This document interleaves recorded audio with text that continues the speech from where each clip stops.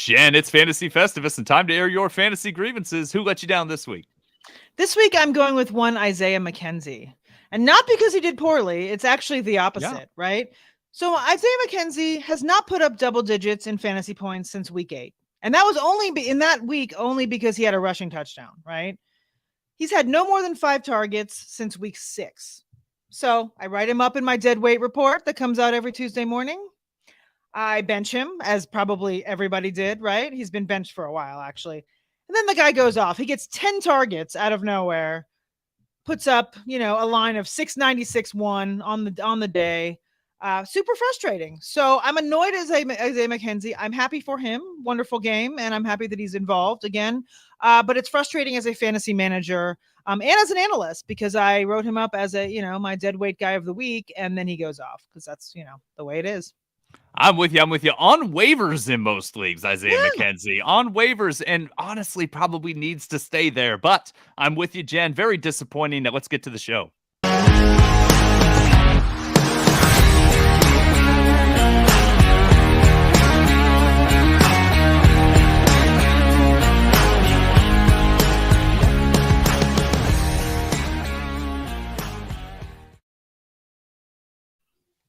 Welcome, everyone, to the most accurate podcast. I am one of your hosts, Brandon Niles. With me are my excellent co-hosts, Jen Eakins and Chris Allen. Chris, how you doing, buddy? I'm doing well. We had a wonderful Thanksgiving week this past week. My brother was in town, kids wrestling all over the place. Got to actually watch football without having to work on last Thursday. So it was a wonderful time. So just glad that we're through that weekend. We're on the downslope of the fantasy football season at this point. We've got the playoffs just like a few weeks away. So it feels like everything's starting to wind down. And I love this point of the season. But other than that, I'm doing quite well. Jen, how you doing other than being upset with Mr. McKenzie? I'm good. Otherwise good. We were just speaking before we came on. Unfortunately, our snake passed away yesterday. My son's snake. So, a little bit of a bummer there. But as far as the fantasy realm goes, I'm good. I mean, like you, winding down, happy about it. I'm exhausted. It's been a long season, but otherwise, fantasy playoffs are always fun. So I'm excited about that. Best ball stuff winding up too. Exciting to see if we're going to advance, all that kind of stuff. Brandon, you are not wearing a Tua jersey today. I'm very disappointed. I'm wearing my BetSperts hoodie that I like. This it's the only green thing I have, and I love it. I love this. I love this hoodie. So, what was your snake's name, Jen? Colonel. His name was actually Colonel Cornelius Cornwall. But Colonel. I love it. He's a corn snake, fellas. Wait, that's a real thing? A corn snake? Yeah. It's a sun. He was actually a sunburst corn snake. Yes. His name was Cornelius or Colonel Cornelius Cornwall. Everyone pour one out. We're going to dedicate the stream tonight to Colonel Cornelius Cornwall, the corn snake who lived way too short in our lives, and we will miss very, very much. This is our weekly streaming episode. We'll emphasize hot pickups for primary streaming positions. That's quarterback, tight end, kicker, team defense, and snake. But before we get into that, let's go into our week 12 results, see how we did last week. Chris, buddy, quarterback was rough last week. Ryan Tannehill, 23rd. Taylor Heinicke, 24th. Kenny Pickett, 25th. Tough week for the quarterbacks. Who knew Mike White was the guy? Last week? So tight end streamers, Jen, Foster Moreau, nice move for you. 9th. Tight end 9. Tyler Conklin struggled. Tight end 17th. Trey McKitty, I'm going to give an incomplete because you said only if Gerald Everett doesn't play. Right. And Juwan Johnson with a big goose egg for everybody. That Saints offense was tough. Kickers, however, you fared very well. Jason Sanders tied for 4th. Jason Myers tied for 9th. Greg Zuerlein tied for 13th. Cameron Dicker disappointed, tied for 26th. But other than that, 3 out of 4 excellent kicking options from you.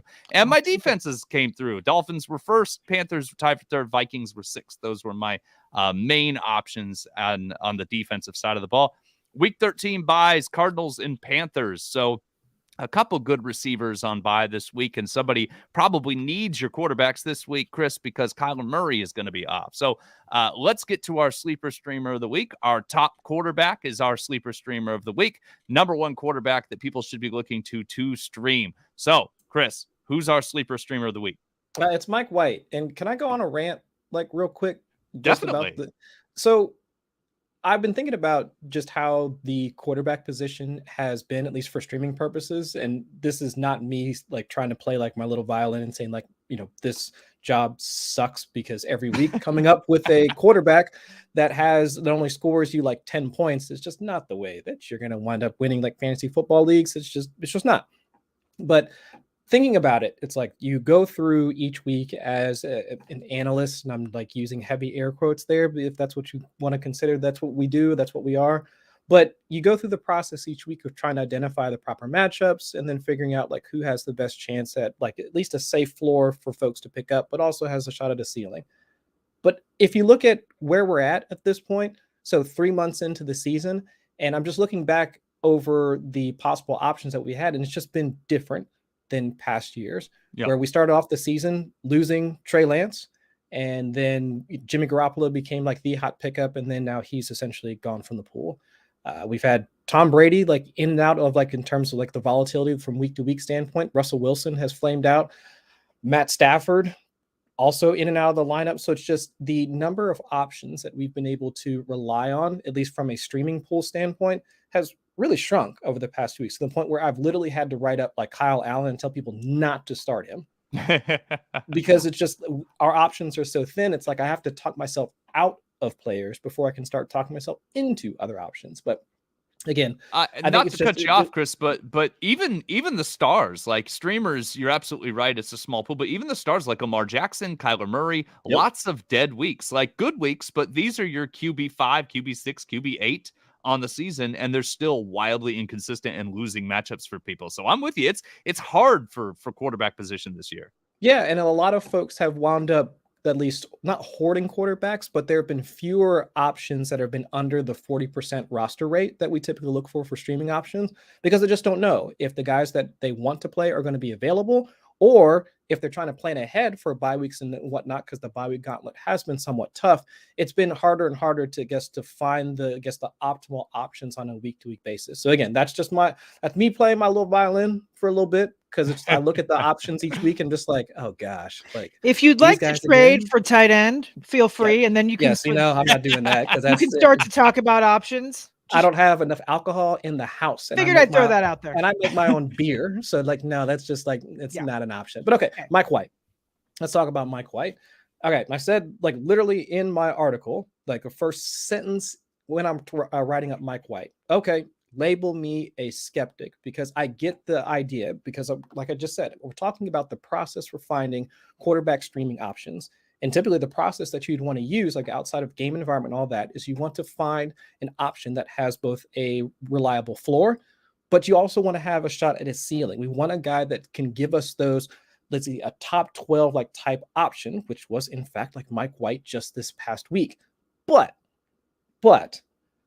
yeah, I can't expect every week for Mike White to throw to a Garrett Wilson that winds up running by Eddie Jackson, who's lying on the floor because he just busted his ankle and now he's out for the remainder of the season.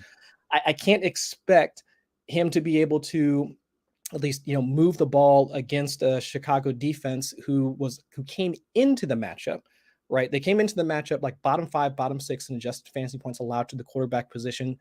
And then they also lose like their top corner, like in the matchup as well. So it's just, again, the last time I checked, Minnesota has a healthy defense. So I'm not, again, it's difficult for me to square this idea that Mike White, again, great story. I'm hoping that the Jets wind up having at least something that they can rely on as they make their push for the playoffs, but it's just not the same matchup against the Vikings. Vikings, as of right now, they are 25th in adjusted fantasy points allowed to the quarterback position. So that's good.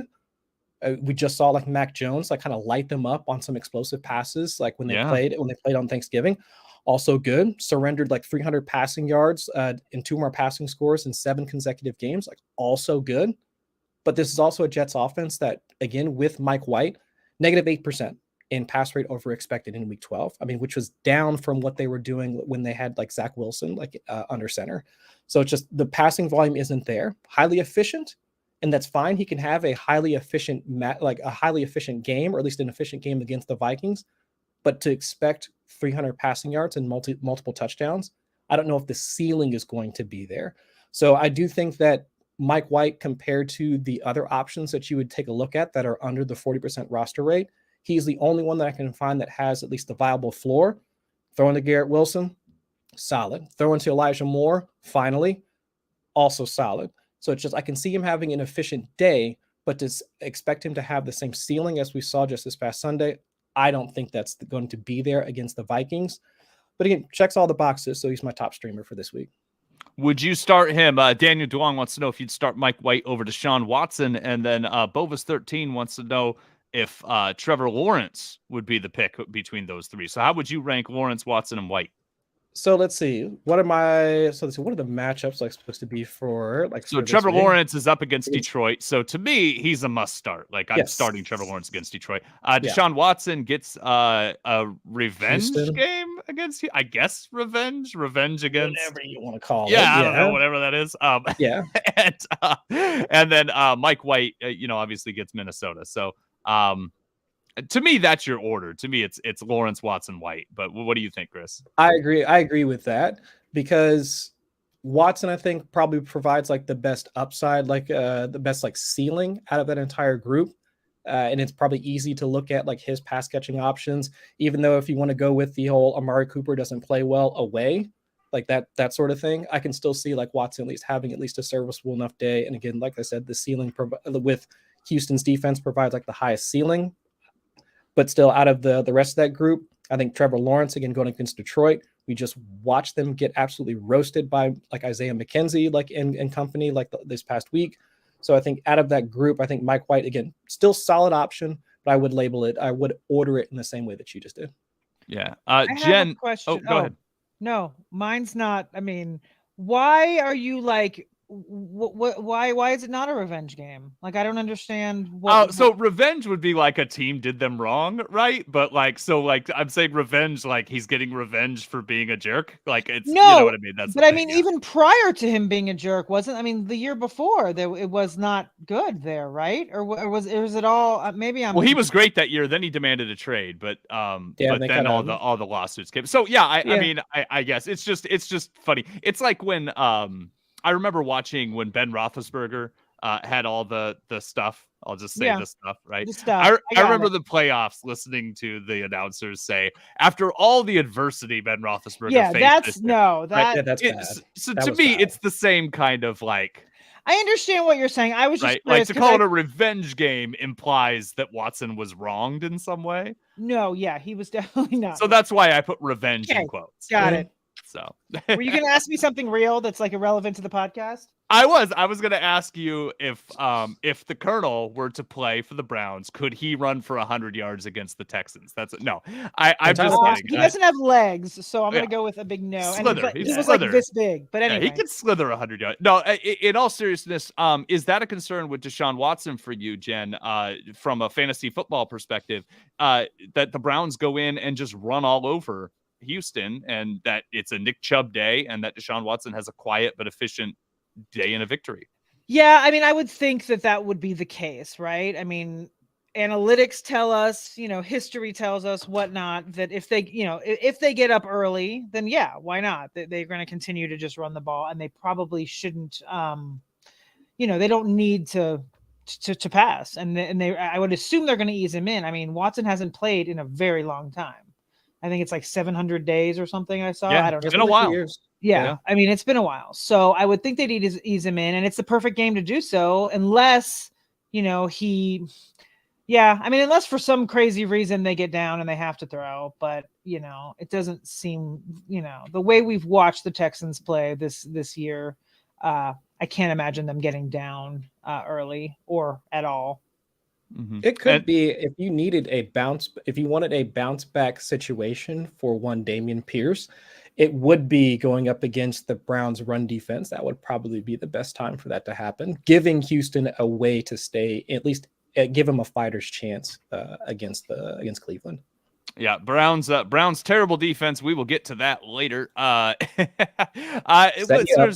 Mike White, still our Sleeper Streamer of the Week. Don't forget, listeners, Sleeper is the fastest growing fantasy platform with excellent custom settings for fantasy commissioners. I'm talking Dynasty, Redraft, IDP, you name it. Sleeper has it, and it's easily accessible, wildly mobile friendly. So go download the app and join or start a league today. Before we get to those other quarterbacks, I just want to, drop into the chat for just a second. B-Dubs wants to know if they should drop Cordero Patterson for J.K. Dobbins. My thought is, if you're starting Cordero Patterson, I would not. If Cordero Patterson is toward the end of your bench and you'd rather roster and stash one, Dobbins would be my pick. Jen, master of all things stash related, would you drop Cordero Patterson for J.K. Dobbins? It depends. Like you said, it depends on what you're doing. It depends on the rest of your roster. It depends on who else you have at running back. If Cordero or Cordero, however you pronounce his name, if he's in your flex spot, then I could possibly do that. The Ravens are kind of struggling, and I don't know if we can really count on Dobbins, showing up and all of a sudden having, entering the conversation as an RB2 or even RB3. So, not that the Falcons are fantastic, and not that Patterson has been that great either in recent weeks. So I think it depends. Like you said, if you're starting him, I'd probably keep him. But if he's a flex or he's kind of a every week mental game of should I start, should I not, then maybe just swap it out just for freshness of your mental, process. Makes sense to me. Chris, Donovan Peoples-Jones or Treylon Burks this week and rest of season, it's a wash for me, but I know a lot of people are really high on Treylon Burks. What are your thoughts?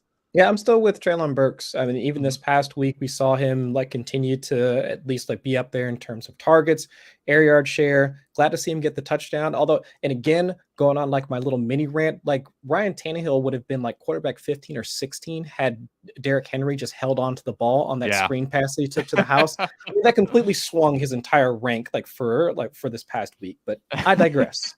I got kicked out of a guillotine league based on that specific play. Had that play happened, I would still be in there. So I'm frustrated with that too. Right when it happened, because I played Treylon Burks in DFS Cash this week, so I was happy that I got the touchdown. At the same time, I was like, I really needed that touchdown for Ryan Tannehill, so that doesn't help me at all. But yeah, I still think it's Burks. I like the way that DPJ has come on over the past few weeks. But if we're still somewhat concerned about Watson knocking the rust off, Watson not being pushed against Houston, it's just easier for me to look at it and say, I'll take the guy that's probably going to at least earn more targets or be one of the primary targets, for his quarterback versus DPJ. Who knows how it's going to shake out.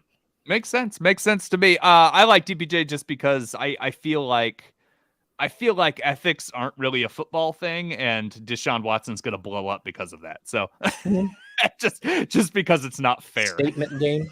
That's what I just think it's not fair. So let's hear. Chris, I know you brought a couple more quarterbacks. Who else should we be looking at streaming at the quarterback position this week? Yeah. So the deeper guys, they're mostly just floor plays. So Taylor Heinicke, we know what he brings to the table, and it's almost a similar situation to Mike White, where the Commanders, they're also in the minus 10% pass rate over expectations. So the volume really is not going to be there.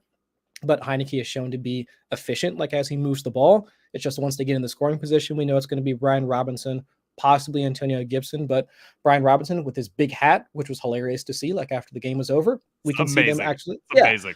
But again, it's going against, but it's also playing into the game and environment as well. Because you got Mike White versus the Minnesota Vikings. That's a potent offense. But Taylor Heinicke going against the Giants, not so much. We can't really expect a ton of back and forth scoring between those two offenses. I think if I'm remembering correctly, that game has a 40.5 point, 41 point total versus the 44, 45 point total for the Jets Vikings game. So with the two quarterbacks, Heinicke and White, being somewhat similar in terms of both talent, their own talent, and then also their surrounding talent. It's just, again, I give the nod to White because of the game environment. So Heinicke is at the very least a floor play for week 12. Nice. I like a little Taylor Heinicke. He's been gutsy and exciting to watch. Yeah, last dude, Kenny Pickett. We know what he brings to the table too. I guess again, looking at his pass rate over expectation over the past few weeks, it has been down. but dude's still slinging it down the field. Like we've seen him connect with George Pickens. He was just off on a couple of passes to both Deontay Johnson and Pickens, like once they got into the red zone. So it's not like they're slowing down or handing the ball off more once they do get into the red zone. And now with Najee Harris's injury, we could see at least a bit more volume, like for Kenny Pickett, like this week, especially going up against the Falcons. Even with AJ Terrell back, 30, 31 yards per drive, like two opposing offenses over the past couple of weeks with Terrell back in the lineup.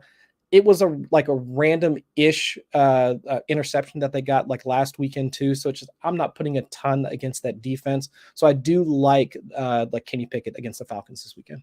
Excellent. Little rushing upside with Kenny Pickett too. He's been kind of doing some of that. I like that. Jen, let's go straight into tight ends since we're actually running a little long this week, which is nice. So I'll push this along and let's get to your tight end streamers. Well, I'll be quick because tight end is disgusting. I'm gonna just preface this whole Moreau thing back there though. Little Foster Moreau, you gotta like that, dude. It's ugly. Like, so I was, Justin Edwards, friend of the show and friend of ours, coworker. He writes the tight end streaming article every week that I actually edit, and I was laughing because he pointed out all the ridiculous backup tight ends that were in Fantasy 1 territory this past week. I mean, Josh Oliver, like just ridiculous names. It's ugly. We don't know anything. That's really what happens. We figure it out every week. We don't know anything, but I'm going to attempt to know something here, and I will throw out a couple names for us here. First guy, we're going back to the well for the whateverth time with Tyler Conklin. In Minnesota, revenge game. We got a legit revenge game from Tyler Conklin this week. In Minnesota, he is 18% rostered. He had 3 catches for 50 yards last week with Mike White. He actually ran a route on 73% of Mike White's dropbacks. So, I mean, he was in the mix. Like I said, revenge game. Vikings are 25th in tight end adjusted fantasy points allowed. So, good matchup. Fresh quarterback. He's the best option for the week, I think. So there you have that. Option number 2, Foster Moreau, back in the mix as well. At home against the Chargers, he is 39% rostered. He's actually tight end 5 in total targets since week 8. Which is, it's not bad there. The Chargers are allowing 9.4 half PPR points a game to opposing tight ends. So, Moreau is hit or miss, but Waller's not coming back. So there he is if you need him. Third guy, very gross, Evan Engram. It's funny, right? So Evan Engram is actually 5th in routes run among tight ends in 2022. I mean, I don't know. He's basically just doing wind sprints, I guess, because he's not really getting the ball, but he's out there. He's only had 7 targets in the last 3 games. But he has a good matchup. They're playing Detroit, which, Brandon mentioned earlier. They're 30th in tight end adjusted fantasy points allowed. So the matchups there, the action on the field is there. The volume is not at the moment, but, all he needs is, 1 catch and a touchdown, and he's better than, 80% of the tight ends right now. True, if they get in, So we got that. I got one more bonus. Today, Brian Daboll says that Daniel Bellinger is trending in the right direction. So not a good matchup at all. They're playing Washington, who I believe is 1st or 2nd in against tight ends. So definitely not a good matchup. However, he's going to resume his duties as the pass catching tight end for the Giants. If you're desperate, he's coming back. Maybe they'll try to get him the ball. They feel bad. He fractured his eye. Not a fun injury. So maybe they'll pepper him with some balls. I don't know. But there you go. There's the bonus 4th guy. There they all are. I would say in all their glory, but it's really not glorious at all. It's disgusting. But we're all in the same boat because even the guys that, have been okay, you still can't count on those guys anyway. So it's all a crapshoot at tight end if you don't have Travis Kelce. Quickly, Jen, yes. B-Dubs wants to know what you think about Jelani Woods against Dallas this week. I think that's a little bit of fool's gold. I wish it wasn't. I wish that we had someone that could be like sweet. Listen, he's as good of a dart throw as any of the guys I just mentioned. So, sure, like if you want to pick him up, go for it. But I don't know. I think it was kind of just a random game. And unfortunately, that happens with the tight end position more than any other position is a random guy will just go off one week and then we don't see him again. So, but like I said, he's as good of a guess as any of the other guys I just mentioned. So go for it if you want him.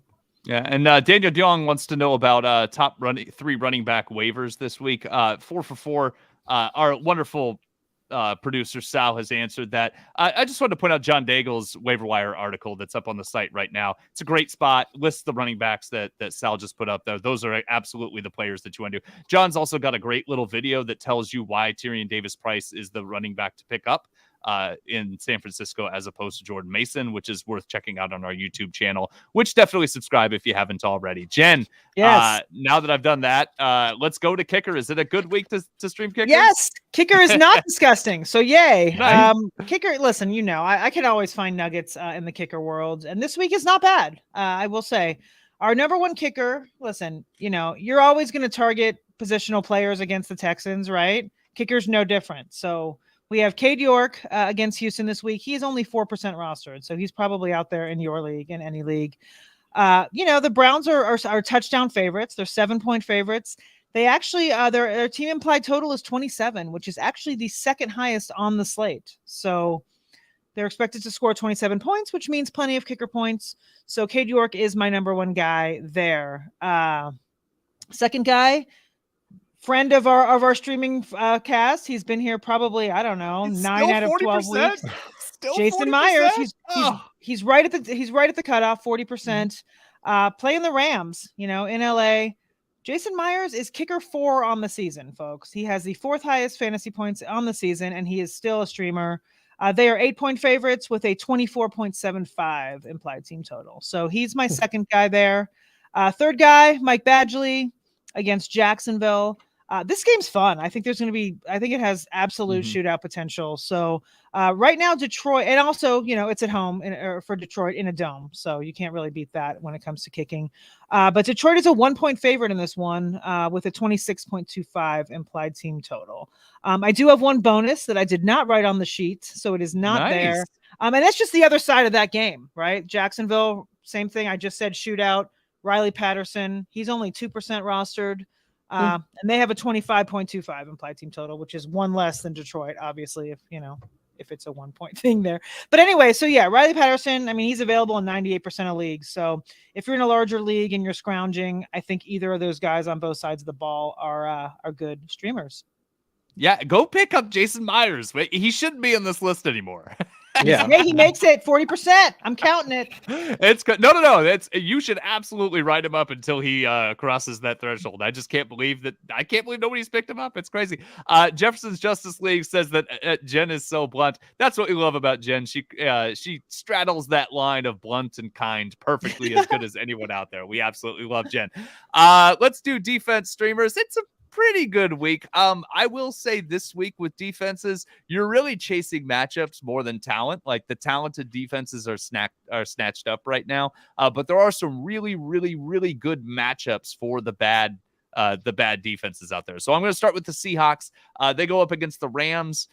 They were bad last week. The Seahawks were bad last week. I'm not going to say that they weren't defensively. They just got lit up. But the Rams are down to basically Jen and I at wide receiver. I think Chris is going to play quarterback. I think it's going to be us. Sal is going to be at running back. The Rams are struggling so much offensively, and I think they just lost Aaron Donald to an ankle. So this team is definitely on their way down for this season, and Seattle is still playing very well offensively. So I think that's going to be enough to cause some turnovers, something like that. And here's what Seattle interior defensive line is getting pressure.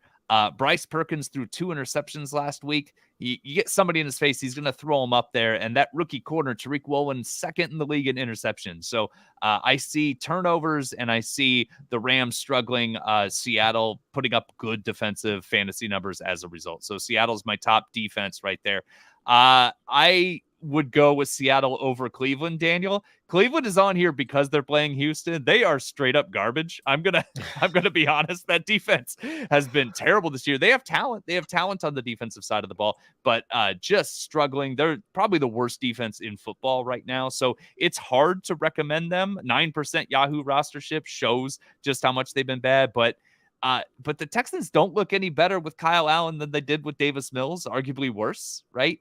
And against Houston, these are the last 6 finishes for defense special teams in fantasy points. Dolphins were first last week. Washington first the year before, or the week before. And the 4 weeks prior, Giants, Philly, Tennessee, and Vegas 7th in each of those weeks. Not all of those are very good defenses. So it's worth considering, and the Browns are worth picking up if you need to. So again, we're really going to test, like, there's the whole like unstoppable force meeting an immovable object. Here's a very stoppable force meeting a very movable object, and we're going to see what happens. So the last one I've got, Steelers at the Falcons. Steelers, they're playing better defense. They got TJ Watt back, and Minkah Fitzpatrick is back, and so they're getting healthy. They're playing better, and the Falcons aren't very good. Steelers have 10 sacks over the last 4 games, including 3 last week. Marcus Mariota will hold the ball. Falcons have scored in the teens in 4 of their last 6 games, so they're not exactly a firepower on offense. Steelers tied for second with 13 interceptions this season. Minkah Fitzpatrick, super opportunistic, looks healthy. And you know, the Steelers, they've given up some big numbers to like the Bengals and stuff, but they've also held the bad offenses pretty low. So the last few weeks they've held bad offenses in check, and I think this is another bad offense the Steelers will hold in check. I think the Steelers are probably the safest option of the 3 this week. Seahawks give you a little more upside because I just feel like a pick 6 is just begging every time Bryce Perkins drops back with the ball. So those are my defensive streamers this week. Let's see here. Thank you, Daniel. Yeah, Vegas has higher over-under for the Houston-Cleveland game, too. Absolutely. Jen, I wanted to ask you about these Steelers just real quick before we go, because Najee Harris is hurt. Jaylen Warren is coming off a hamstring. Benny Snell is in the mix. Anthony McFarland. Are you prioritizing any of those Steelers running backs right now? I'm not. I cannot do Benny Snell. Like when they started handing, I was like, why are they giving this guy the ball again? We're really going to go back and do this Benny Snell thing again. I mean, McFarland looked pretty good. You know, I just don't think, I mean, I guess if you're truly desperate, then sure. But you know, I've gone through my teams and my waivers, and I will not be putting in any claims for either of those 2. No. Sure. I'm kind of in the same boat. Anthony McFarland looks like a bowling ball when he runs. It makes me so happy. I just love watching him. And he still catches the ball and gets out. He's kind of nimble. I want him to happen. I really do. So, Chris, any final thoughts before I close out for today? No, I think that's it. All right, excellent. Well, thank you, Chris. Thank you, Jen. Always a pleasure. Thanks to everyone who joined us in the chat and everyone for listening. Don't forget to subscribe to this podcast and hit subscribe on that YouTube channel. You can follow us on Twitter at Jen Eakins NFL, at Chris Allen FFWX, and at 2 Guys Brandon. Thanks so much for checking us out. Have a good day.